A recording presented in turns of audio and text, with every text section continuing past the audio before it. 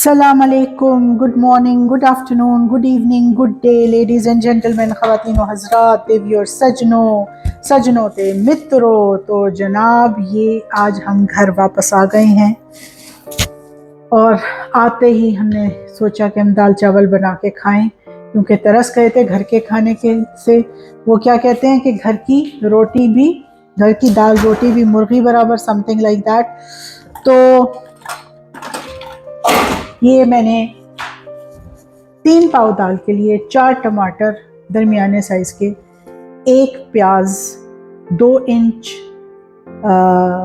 हल्दी और जनाब अदरक अभी मैं डाल रही हूँ, दिस इज़ माय अदरक, और 1 बल्ब जनाब किसका, उसका लहसुन का। जब आप थक जाए ना तो आपको अल्फाज भी भूलते हैं। वो डाल के और मैं इसको, और इसमें मैंने डाला है 2 टेबलस्पून ऑलिव ऑयल, और फिर मैं इसमें 2 टेबलस्पून ऑलिव ऑयल डाल के अब इसको मैं जनाब गला लूँगी। और जब ये गल जाएगा तो फिर मैं क्या करूँगी कि इसमें दाल पका लूँगी। तो और दाल भी मैं साथ साथ अपने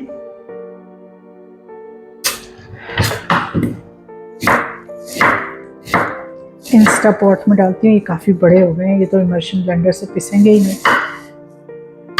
तो इसको थोड़ा सा पीस के डालते हैं मसाले में। तो पीसते हुए मैं आपको ये बता रही थी कि हमारे घर के बच्चों के एग्ज़ाम्स 2 मुख्तलिफ शहरों में थे। तो जब आप एक किसी छोटी जगह पे आप रहते हैं, छोटे शहर में, जहाँ पर सारी एग्ज़ाम्स की फैसिलिटीज़ मुहैया नहीं होती, या एटलीस्ट जो एग्ज़ाम्स आपने देने होते हैं, यानी आपके बच्चों ने जो एग्ज़ाम्स देने होते हैं, क्योंकि लोकल एग्ज़ाम्स तो यहाँ सारे अवेलेबल हैं, लेकिन जो एक्सपर्ट्स हैं, जो डिफरेंट एग्ज़ामिनेशन सिस्टम्स के एग्ज़ाम देते हैं, उनके लिए मसला होता है, तो हमें फिर मुख्तलिफ शहरों में जाना पड़ता है। लेकिन मस्कत और सोहार, इन सारी जगहों पर हर एग्ज़ाम अवेलेबल है। मैंने थोड़ा सा पानी भी डाल दिया है, नमक भी डाल दिया है, 4 मैंने टमाटर डाले हैं, 1 प्याज डाला है, दरमियानी साइज़ के टमाटर हैं, 1 बल्ब लहसुन का है, 2 इंच अदरक है, 2 इंच हल्दी है, और 1 चम्मच फ़िलहाल नमक डाला है। और ये दाल मैंने भिगाई है। ठीक, अब जी मैं अपने इस मसाले को पीस रही हूँ। ये काफ़ी गल गया,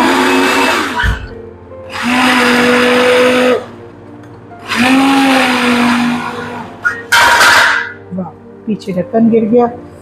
ये मूंग मसूर की दाल गल रही है, ये जल्दी गल जाती है, इसके ऊपर सारा फोम आया हुआ है, और इसके अंदर मैंने ये क्या कहते हैं, ये रखा हुआ है स्पैचुला को उर्दू में, बहरहाल ये रखा हुआ है, ठीक है, ताकि ये ओवरफ्लो ना करे। यानी वो याद है ज़ुबैदा तारिक एक बहुत अच्छी मशहूर और मारूफ कुकिंग एक्सपर्ट थी, तो उनसे ये तरकीब सीखी थी कि अगर एक आप चमचा रख दें, और स्पेशली जब ऐसे रख दें, तो फिर ओवरफ्लो नहीं करेगा, और तेल डाल दें तब भी नहीं करेगा। लेकिन तेल वाला इतना इफ़ेक्टिव नहीं होता जितना ये इफ़ेक्टिव होता है। लेकिन अगर आप इसे प्रेशर कुकर में पकाएंगे तो आप ये तो रख नहीं सकते, फिर आपको तेल पे डिपेंड करना पड़ता है, और लेकिन फिर भी वो काफ़ी ओवरफ्लो होता है। प्रेशर कुकर में दाल थोड़ी सी रिस्की होती है, अनलेस के प्रेशर कुकर बहुत अच्छी क्वालिटी का हो, जैसे ये इंस्टा पॉट है कि ये काफ़ी सिक्योर होता है। इंस्टा पॉट में पकाएं दाल को, तो ये होता है कि ये बहुत ज़्यादा जब इसकी स्टीम निकालते हैं, या तो इंतज़ार करें, आज मेरे पास इंतज़ार करने का टाइम नहीं था, तो वो ख़ुद से ख़त्म हो जाती है और आप आराम से खोल सकते हैं। तो I didn't have time today, तो मैंने फिर इंस्टा पॉट में नहीं पकाया, क्योंकि अगर आप इंस्टा पॉट में स्टीम निकालें दाल वाली, तो ये सारा आसपास का जो जगह है वो गंदी हो जाती है, और इन स्विचेस में स्टीम जाती है, और फिर पूरे घर का जो फ्यूज़ है वो ख़त्म हो जाता है, उड़ जाता है, क्योंकि ये गीला हो जाता है ना। तो इसलिए इंस्टापॉट को मैं ख़ुद से स्टीम ख़त्म होने देती हूँ, फिर उसके बाद खोलती हूँ। तो आज इसका मेरे पास टाइम नहीं था। जो मैंने मसाला बनाया था ये इसमें मिक्स कर दिया। अब इसमें मैं जो मेरे टिपिकल गरम मसाले हैं,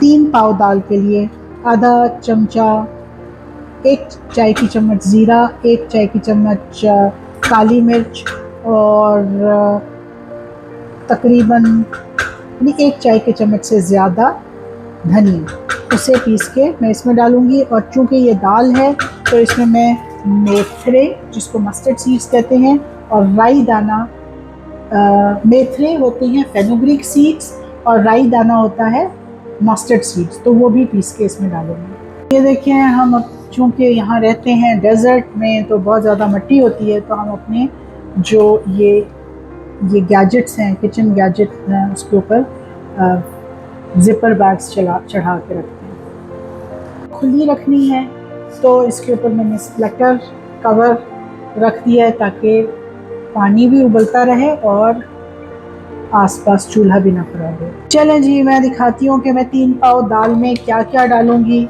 यानी ये इसमें लाल मिर्चें तो हम यूज़ नहीं करते, तो बगैर लाल मिर्चों के ये है जी मस्टर्ड सीड्स, तकरीबन 1 चाय का चमचा ही है मस्टर्ड सीड्स। ठीक, उसके बाद ये हैं फेनुग्रीक सीड, जिसको मेथरे कहते हैं। ये मेथरे हैं, ये देखिए, ये मेथरे हैं, ये राई दाना है, ये मस्टर्ड सीड्स हैं और ये फेनुग्रीक सीड्स हैं। मेथरे, राई दाना, ये क्यूमिन सीड्स, क्यूमिन, और जिसको हम ज़ीरा कहते हैं, ये 1 चाय का चम्मच। काली मिर्च, बस इतनी काफ़ी है, हम कम मिर्चें खाते हैं। धनिया काफ़ी है, वरना ये कड़वा कर देता है। अब आपने डालना है लाल मिर्चें, तो आप ज़रूर लाल मिर्चें डालें जितनी आपकी, लेकिन बेहतर है कि वो लाल मिर्चें आप ताज़ा पीस के डालें, तो क्या ही मज़ा आएगा खाने का। तो ये सारे लोग यही मसाले डालते हैं। जो हल्दी है वो आपको पता है कि मैंने कच्ची डाली है, हल्दी मैं कच्ची डालती हूँ। तो आप लोग नॉर्मली लोग क्या डालते हैं? धनिया, हल्दी, लाल मिर्च और नमक। तो ये मैं धनिया ले रही हूँ, हल्दी मैंने कच्ची डाली हुई है, लाल मिर्च हम डालते नहीं हैं। उसके अलावा नॉर्मली हम ज़ीरा डालते हैं, और दालों में या सब्जियों में ये मेथरे और राई दाना, फेनुग्रीक और मस्टर्ड सीड्स डालते हैं। तो ये चीज़ आप याद कर लें तो बेहतर है। आई एडवाइज़ यू कि आप इस तरह के मसाले खाएं, तो आप काफ़ी ज़्यादा जो ये एडल्ट्रेशंस होती हैं ना खाने पीने में, तो उससे बच जाएंगे और अच्छा सेहतमंद रहेंगे। लाल मिर्चें खाते हैं वो इसमें साबुत लाल मिर्च डाल लें और वो पिस जाएगी। ये एक सिंपल सा यानी ग्राइंडर है, और कॉफ़ी ग्राइंडर भी लोग इसके लिए यूज़ करते हैं मसालों के लिए, जो जिसमें कॉफ़ी पीसते हैं ना, उसमें भी मसाले बहुत अच्छे पिस जाते हैं। मैं आपको दिखाती हूँ कि ये कैसे पिसे। अगर आपने इससे भी फाइन पीसना है तो आजकल ये बहुत अच्छी, ये देखें, ये इनफ है। देखें, आजकल चक्की भी आ गई है, बाज़ार में मिलती है, जिसको कहते हैं, क्या कहते हैं, सीरियल ग्राइंडर, ग्रेन ग्राइंडर, बहुत अच्छे वो मिलते हैं। यानी इलेक्ट्रिक चक्की है बेसिकली वो, तो उसमें भी बहुत अच्छे ना मसाले पिस जाते हैं। आज मैं I am short of words क्योंकि मैं थकी हुई हूँ। ये मैं अब डाल रही हूँ दाल में।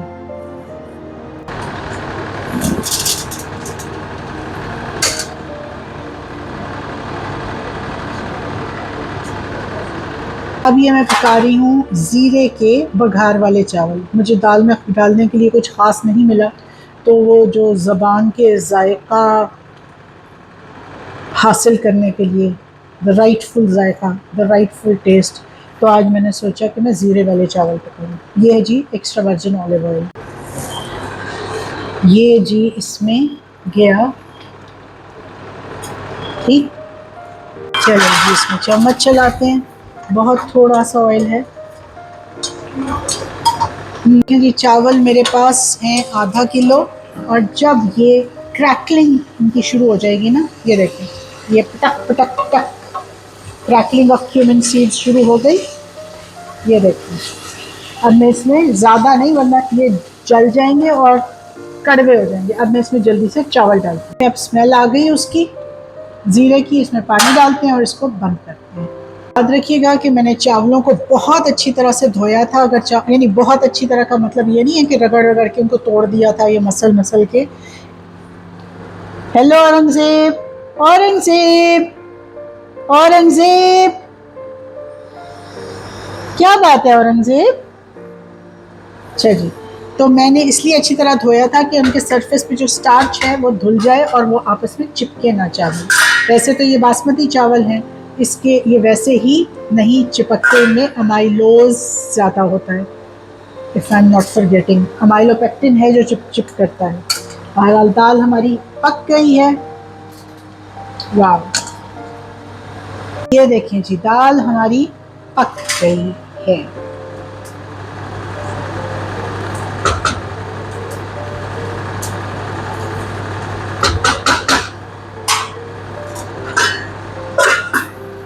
तो जनाब दाल पक गई है और चावल पक रहे हैं। चमचा चला रहे हैं ताकि ज़ीरा इक्वली फैल जाए। और जब ये खाना पक जाएगा मैं आपको प्लेट में दिखा दूंगी निकाल के। तो हैव अ नाइस डे। दूसरों के लिए ज़िंदगी आसान बनाएं। Make life easy for others.